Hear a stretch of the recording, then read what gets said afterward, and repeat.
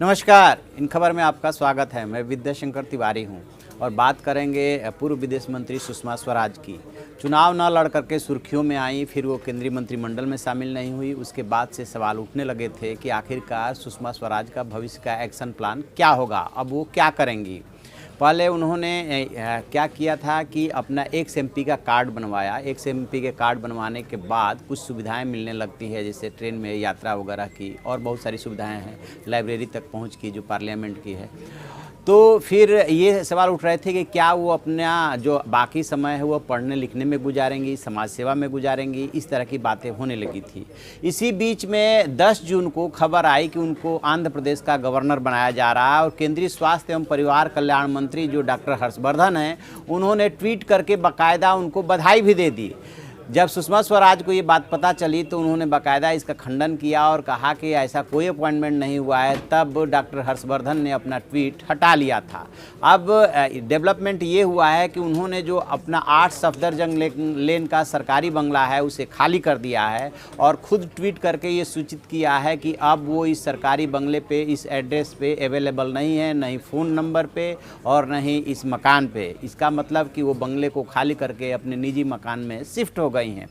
बताया ये जा रहा है कि अभी हाल में जो है 3 गवर्नर के पोस्ट खाली हो रहे हैं और 3 लोगों के नाम पे बहुत गंभीरता से विचार किया जा रहा है कि किन 3 लोगों को गवर्नर बनाया जाए।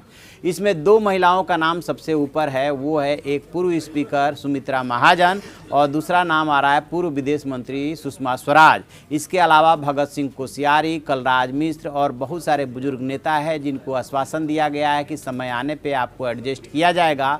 लेकिन ये बड़ी बात होने वाली है कि जो 3 गवर्नर के पद खाली हो रहे हैं उसमें 2 महिलाओं के एडजस्ट करने की बात चल रही है, उसमें सुषमा स्वराज का भी नाम है।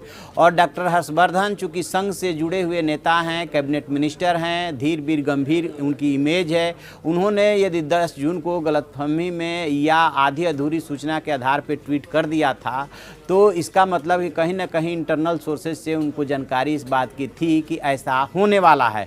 तो इस उनके ट्वीट से बेशक उन्होंने अपना ट्वीट हटा लिया, लेकिन इस ट्वीट से एक बात तय हो गई कि ऐसा कुछ विचार चल रहा है। और अब जो खबरें आ रही है वो इसी तरह की आ रही है कि उनको गवर्नर बनाया जा सकता है और इस बात को लेकर के बीजेपी के वरिष्ठ नेताओं और संघ में भी बातचीत हुई है कि सुषमा स्वराज को एडजस्ट किया जाना चाहिए। सुषमा स्वराज की गलती सिर्फ इतनी थी कि उन्होंने विधानसभा चुनाव के दौरान मध्य प्रदेश के इंदौर में बिना हाईकमांड से, पार्टी नेतृत्व से चर्चा किए ये ऐलान कर दिया था कि वो विदिशा से अगला चुनाव नहीं लड़ेंगी, जिसको कि पार्टी नेतृत्व ने खराब माना था कि इसके पहले आपको विश्वास में लेना चाहिए था।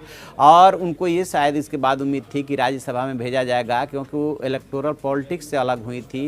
राज्यसभा या सरकारी पद न लेने की बात उन्होंने नहीं कही थी और वो भी इस आधार पर अलग हुई थी कि अब उनका स्वास्थ्य साथ नहीं दे रहा है। तो कुछ अनबन की बात थी, लेकिन अब बात आ रही है कि उनको जो है कहीं राज्यपाल बना करके भेजा जाएगा। तो हम सुषमा स्वराज से जुड़े डेवलपमेंट पे नज़र बनाए हुए हैं। जो भी डेवलपमेंट होगा हम आपको अपडेट कराएंगे। आप देखते रहिए हमारा डिजिटल चैनल इन खबर। Thank you.